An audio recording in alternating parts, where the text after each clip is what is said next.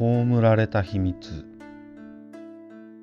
昔、丹波の国に稲村屋善助という金持ちの商人が住んでいた。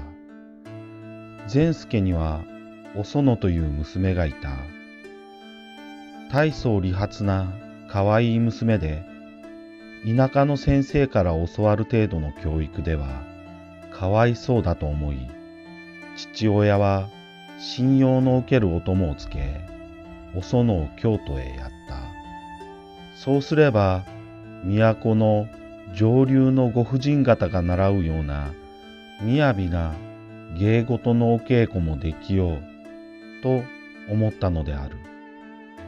このような教育を受けた後、父が家族ぐるみで付き合っていた友人の長良屋という男とお園は結婚した。そして4年近く幸せな暮らしを送り、子供も生まれた。だがお園は病気にかかり、嫁いで4年目に亡くなった。お園の葬儀を済ませた日の夜、お園の小さな息子が、お母さんが帰ってきて2階の部屋にいる。にっこりしているけど何も言わない。それで怖くなって逃げてきた。というのである。それで家の者が何人か2階に上がってお園の部屋へ行ってみた。すると驚いたことに、仏壇に灯された小さなお灯明の光に照らされて、亡くなったはずのお園の姿がありありと見えるではないか。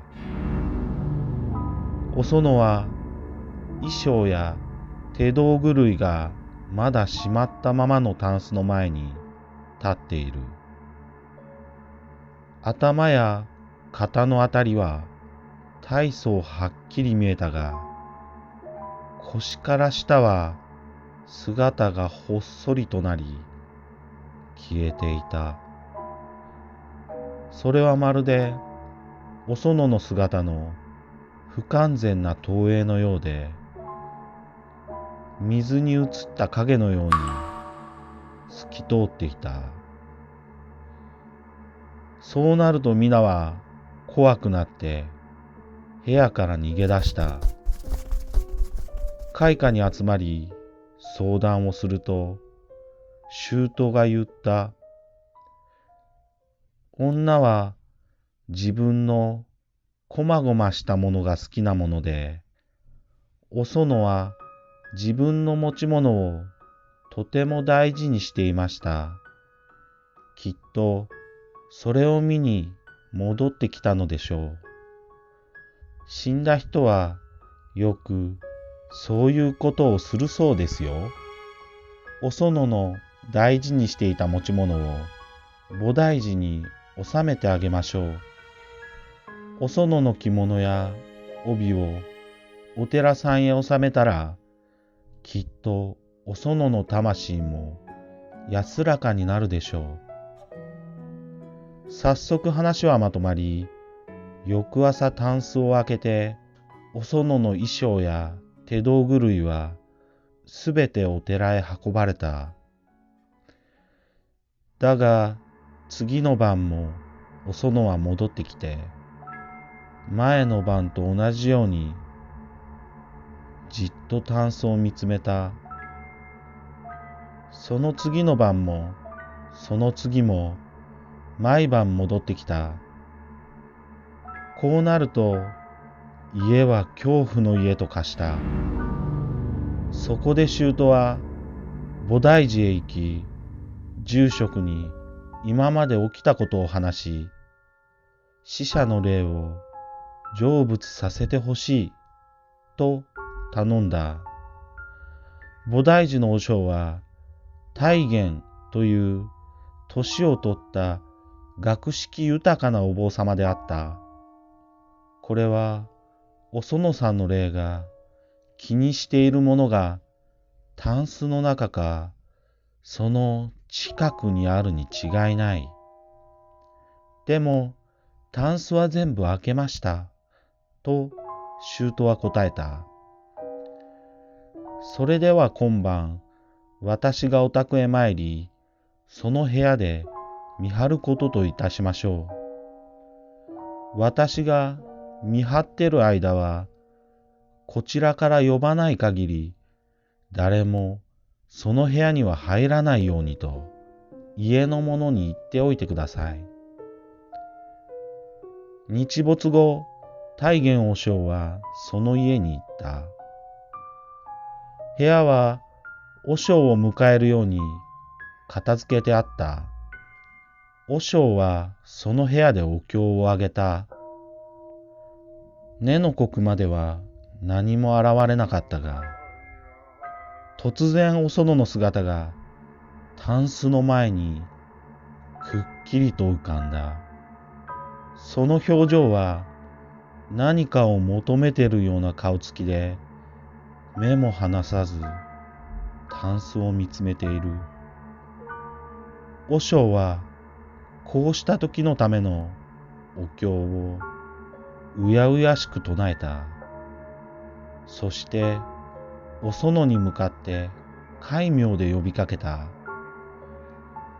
わしはお前を助けるためにここへやってきた。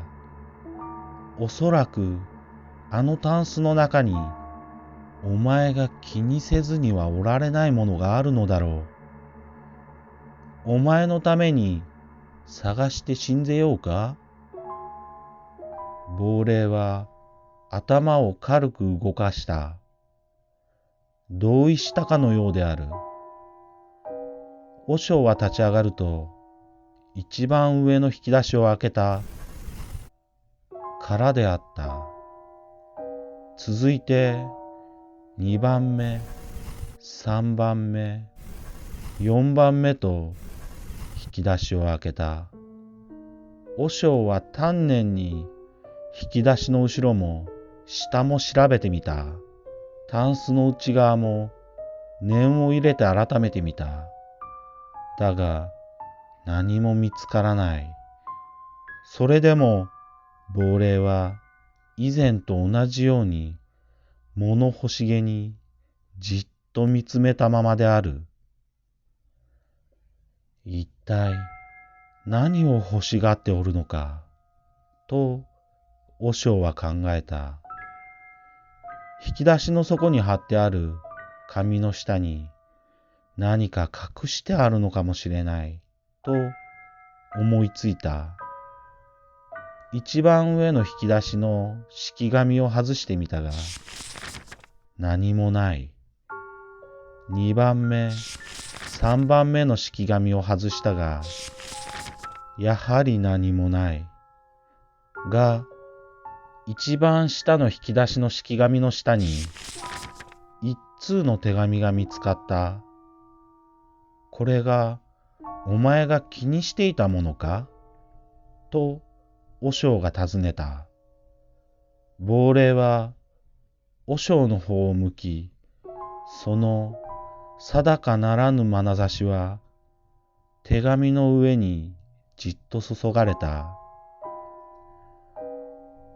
お前に代わって焼いて信ぜようかと和尚が尋ねた。お園は和尚の前で一礼した。今朝にもお寺で焼いてあげようと和尚は約束した。私の他には誰にも読ませません。するとお園は微笑んで消えた。和尚が階段を降りてきたとき、夜はもう明けようとしていた。下では家の者が心配そうに待っていた。いや、心配には及びません。もう二度と現れますまい。と和尚は言った。そして事実、亡霊は二度と現れなかった。手紙は焼かれた。それは京都で修行していた頃、お園に寄せられた恋文だった。だが、そこに何が書かれていたかを知っているのは、和尚のみで、和尚が死んだとき、共に葬られたのである。